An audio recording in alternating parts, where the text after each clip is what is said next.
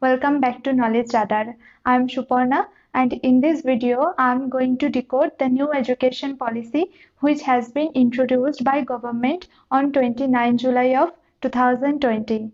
I have divided this video into three parts for your better understanding. The first one, why is this new education policy a kind of reformatory movement? The second, the main features of this new education policy. And last but not the least, the advantage and disadvantages of this new education policy 2020. You will be surprised to know that there was no significant change that was made during the past 34 years since 1986 in the Indian education system. Therefore, the new education policy is a kind of historic movement for everybody across India because this is going to take the education policy to a new level.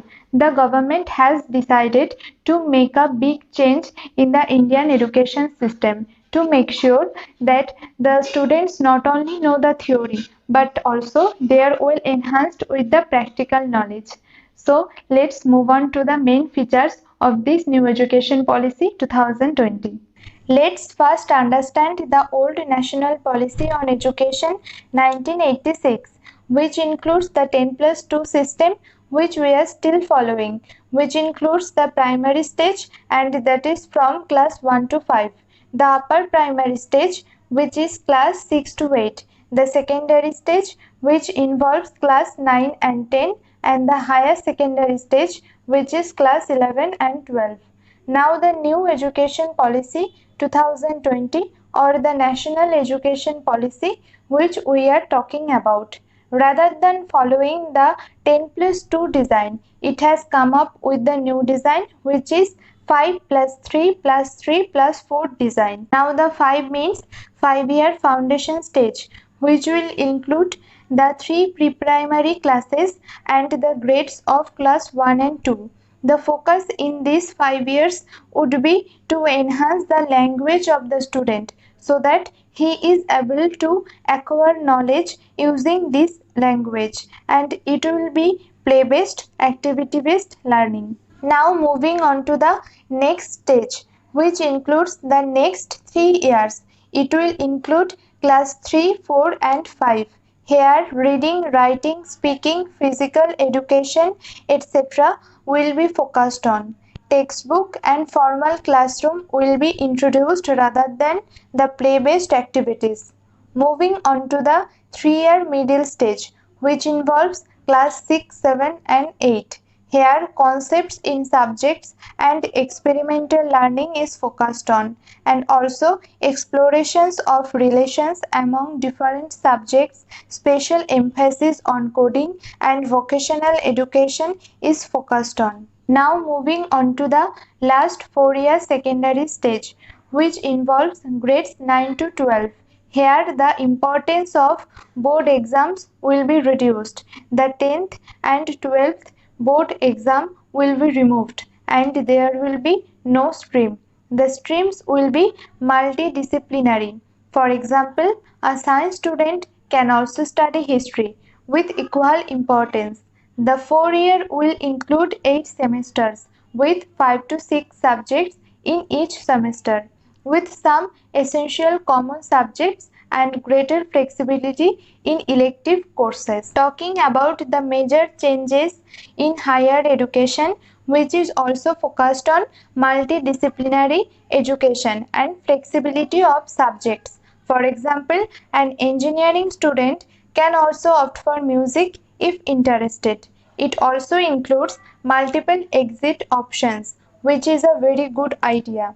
Multiple exit option means if I took a break from study for any reason and after few years I want to continue with my study, then I don't have to start all over again as it is the case right now. Rather, an academic bank of credits will be established which would digitally store the academic credits earned from various recognized institutions, and we can continue from where we have left. Now talking about the undergraduate degree. If student completes 1 year, she gets the certificate. If she completes 2 years, she gets a diploma. After the completion of 3 years, bachelor's degree will be given. Now the student can go for job, or in case she wants to go with the research work, she can complete the 4-year degree. Now talking about the integrated 5-year course, that is the 4-year bachelor and 1-year master, she can directly go for PhD. MPhil has been discontinued. Now there will be a common entrance exam for entering in the universities, and most important, the HRD ministry will be renamed as Education Ministry. Now let us see the advantages and disadvantages that the education system will face after the implementation of this new education policy. First, let's see the advantages. The flexible nature of the education nature. No students will be deprived of higher education because of financial inability.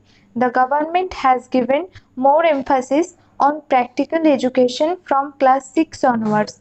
Coding is a dream for many of us, so having coding as a mandatory subject from class 6 is another very good merit of this new education policy. Now let me discuss the disadvantages of new education policy.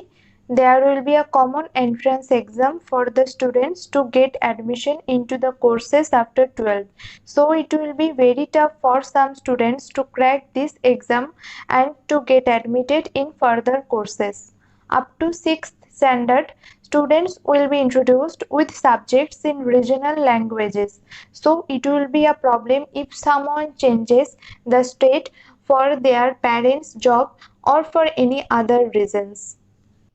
So if you like this video, please give a thumbs up and share the video with your friends and family. And don't forget to subscribe our channel to get more updates on this type of informational videos. Thank you.